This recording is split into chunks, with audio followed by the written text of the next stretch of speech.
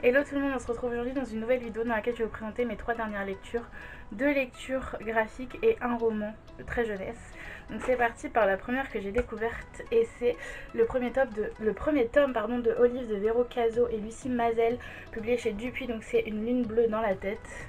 Je vous laisse admirer cette couverture. Donc en fait, oula, il y a encore mon marque-page dedans, super. Dans cette histoire, on rencontre Olive, donc qui est une jeune fille un peu particulière. Quand elle rêve, elle se retrouve dans un monde qu'elle s'imagine, et un jour dans ce monde, il y a un inconnu qui va débarquer, et donc elle va essayer de tout faire pour découvrir qui est cet inconnu, etc. Donc on suit la vie de cette jeune lycéenne, je crois que c'est lycée ou collégienne, très très bonne question. Je ne me suis pas trop posé la question. Elle est assez particulière et c'est cool. Par contre, moi, les dessins m'ont pas tellement touchée. Est-ce que je peux vous montrer? Ils sont magnifiques, hein, mais personnellement, ils m'ont pas touchée. J'ai découvert le tome 2 un peu en avant-première parce que j'avais reçu le Work in Progress. Et ouais, c'est cool, mais c'est pas une saga de ouf. Donc j'ai hâte de découvrir la suite. Mais voilà, et je voulais juste cette image qui est splendide. Donc voilà, je vous la conseille parce que c'est sympa à lire, ça vous fait passer un petit temps cool, surtout en ce moment qu'on est en plein confinement. Merci. Donc voilà, ça fait passer un bon petit moment, mais c'est sans plus. Oula, on va enlever la BD d'ici. Le second ouvrage que j'ai découvert, c'est le premier tome de Nixie Turner contre les croque-mitaines, donc Baba Yaga, de Fabien Clavel, publié chez les éditions du Chat Noir dans leur collection Chaton Hanté. Dans cette histoire, on rencontre Nixie, qui est une jeune fille qui n'est visible que par les enfants, par les croque-mitaines donc, et par les adultes qui ont gardé un peu leur âme d'enfant. Le but de Nixie, c'est de combattre les croque-mitaines qui s'attaquent aux enfants. En fait, les croque-mitaines, là, c'est Baba Yaga, mais il y a aussi le père Fouettard, par exemple. Voilà, c'est des méchants pas qui capturent parce qu'ils les capturent pas vraiment, mais qui s'imprègnent des enfants et qui les rend tristes. Voilà, je vais pas trop en dire en fait.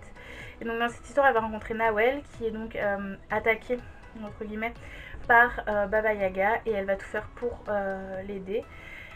C'est cool, c'est tout illustré, enfin c'est tout illustré. Il y a quelques illustrations qui sont vraiment jolies. Par contre, moi j'ai pas trouvé ça dingue, j'ai trouvé ça cool, mais pas dingue. En fait, je trouve que l'histoire est très. J'ai pas envie de dire ça comme ça, mais très bateau entre guillemets. Je fais juste cette illustration que j'adore. Disons que c'est vraiment pour la jeunesse, hein. Je sais pas à partir de quand ils le disent, je crois que c'est 12 ans. Et ouais, je pense que 12 ans c'est un bon âge.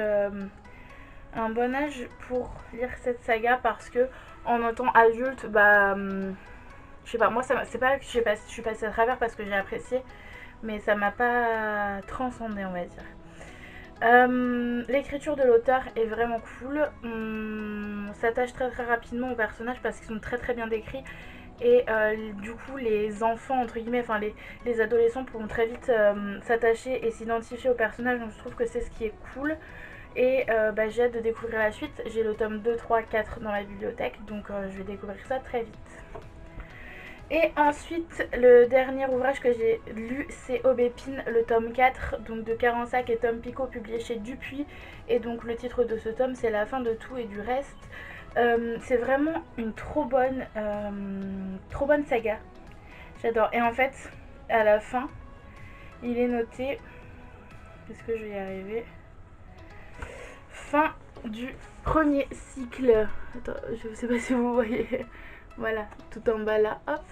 Et donc, ça veut dire qu'il y en aura d'autres. Et je suis trop contente parce que j'adore Aubépine, j'adore ses aventures. Dans ce tome-là, on fait face à une nouvelle catastrophe qui libère un des esprits, entre guillemets, qui a été découvert dans un des précédents tomes.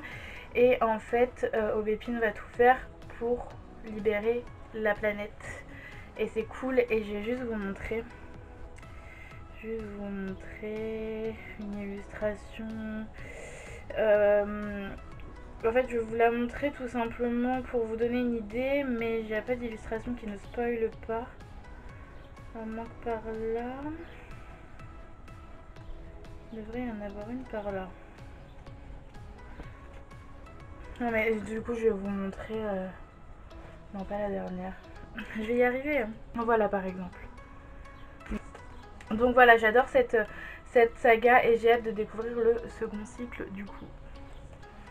Voilà pour mes dernières lectures. N'hésitez pas à me dire si vous les avez lues, si vous les avez appréciées. Et en attendant la prochaine vidéo, je vous invite à vous abonner, à mettre un petit pouce en l'air si vous avez aimé, à commenter la vidéo. Et moi je vous fais de très très gros bisous. Ciao!